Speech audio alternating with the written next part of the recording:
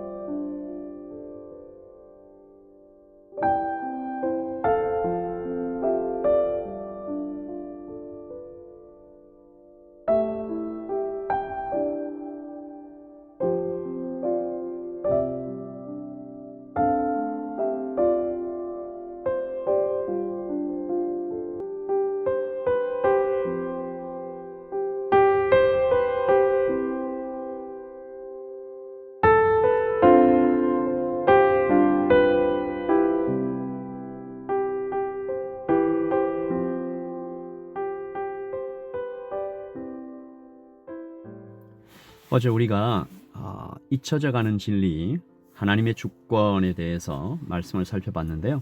오늘 말씀도 굉장히 중요한 말씀이죠. 믿음으로 얻는 의. 자주 들었지만 우리 안에 이렇게 잘 뿌리 내려지지 않은 진리인데요. 율법을 지켜서 이루어지는 것 아니잖아요. 율법의 기능은 죄를 깨닫게 하는 것이죠. 율법은 사람을 의롭게 만들지 못합니다. 하나밖에 없죠, 길은. 예수님을 믿는 것이죠. 히브리서에 기록되어 있잖아요. 예수님께서 단번에 영원한 제사를 드리셨다. 이 단번이라는 단어와 영원한 이 단어가 게 중요한데요.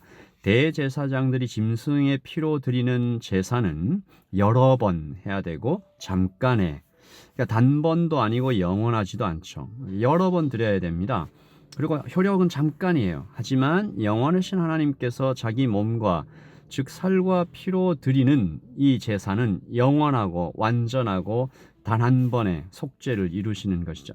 그러니까 예수님은 시간의 모든 스펙트럼에 현존하시고 omnipresence, 우주의 모든 공간에 실존하시니까, 깊이와 넓이가 무한하시니까 시간의 모든 차원과 공간의 모든 곳에서 셀 수 없는 사람들 모두에게 효력 있는 제사를 드리신 것이죠.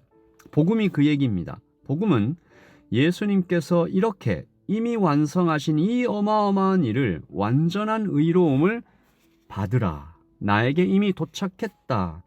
과거와 현재와 미래의 내 모든 죄가 이미 씻어졌다. 그러니까 받으라. 예수님을 믿는 자는 누구라도 이 완벽한 의로움을 선물 받게 된다. 내가 해야 될 것은 아무것도 없다. 그러니까 감사함으로 받으라, 믿으라라는 것이죠. 이 존 칼빈이 이런 얘기를 했습니다.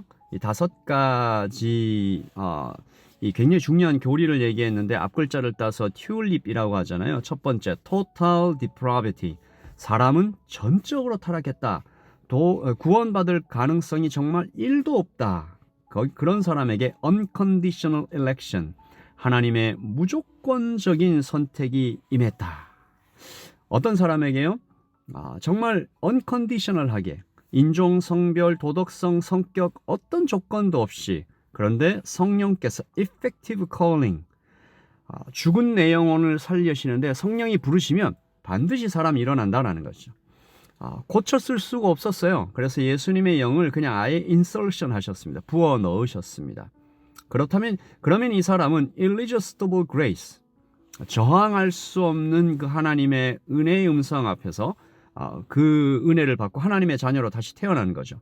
그러면 glorification, 영화롭게 되는 미래의 그날까지 손잡아 놓치지 않고 데리고 가시는 하나님의 손에 이끌려 성도의 삶을 살아가게 되는 거죠.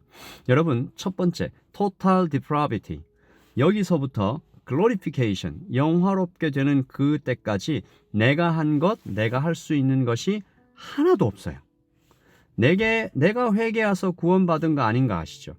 성령께서 내 영혼을 살려주셨기 때문에 영적인 눈이 떠졌고 센스가 돌아왔으니까 하나님이 보이고 느껴지는 것입니다. 회개도 믿음도 하나님의 은혜로 받는 거예요. 선물이죠.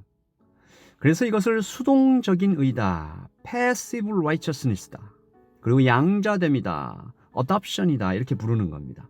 수동적인 의, 양자됨을 통해 구원을 받는 것이다. 사실 제가 지금 아침부터 굉장히 막 어려운 단어들도 이게 조금씩 쓰면서 막 열심히 설명하고 있지만 그래도 예수님의 죽음과 부활에 담긴 영적 의미를 100분의 1이라도 10,000분의 1이라도 제가 설명하고 있나라는 좀 그런 마음이 들어요. 복음은 아주 쉽잖아요. 그런데 너무 깊어요. 또 신비로워요. 그래서 날마다 더 수동적인 것 같아요. 주님을 의지해라. 은혜로 받은 구원을 감사하며 엎드릴 수밖에 없어서 용서받은 죄인으로 선물로 받은 구원을 잊지 않고 겸손히 걸어가는 것이 성도의 삶이죠. 그런데 어떤 사람들이 이걸 다 설명할 수 있대요. 내가 그래도 좀 내가 구원받는데 뭔가 좀 한 것이 좀 있지 않나?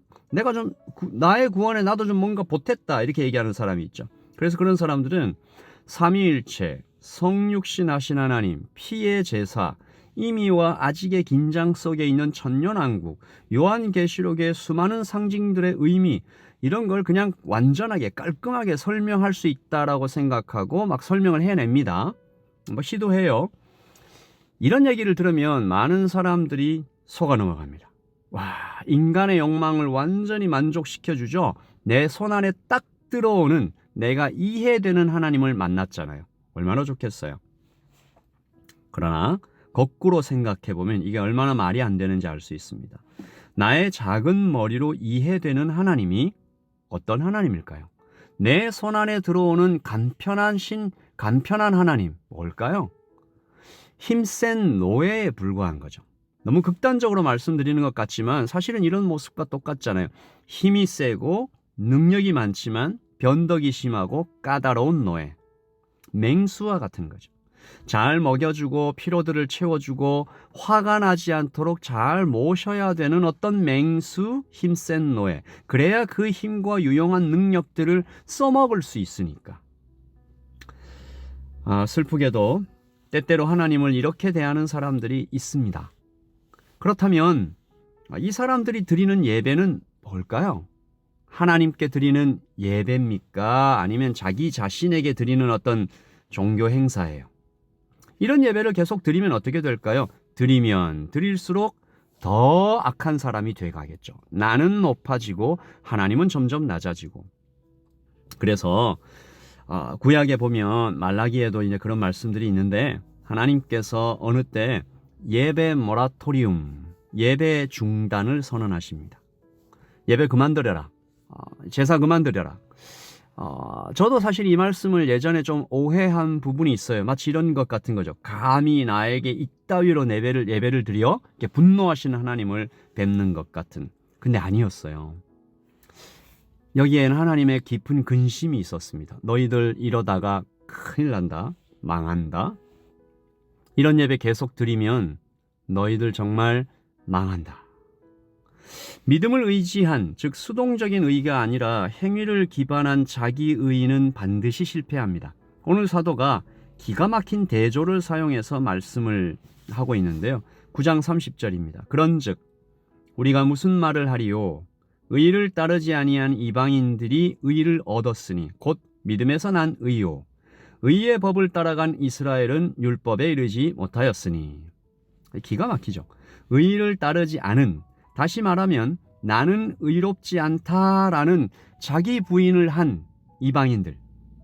그러니까 율법을 따르지 않은 이방인들은 오히려 의로움을 얻었어요. 그런데 나를 보라, 나는 의롭다 이렇게 자랑했던, 그러니까 율법을 따랐던 유대인들은 율법을 이루지 못했어요. 32절 어찌 그러하냐 이는 그들이 믿음을 의지하지 않고 행위를 의지함이라 부딪힐 볼에 부딪혔느니라. 결국은 그 돌에 부딪히게 되었다라는 거죠. 사도는 이들의 열심을 인정하지만 어리석고 무지했다라고 폭로합니다. 2절이죠.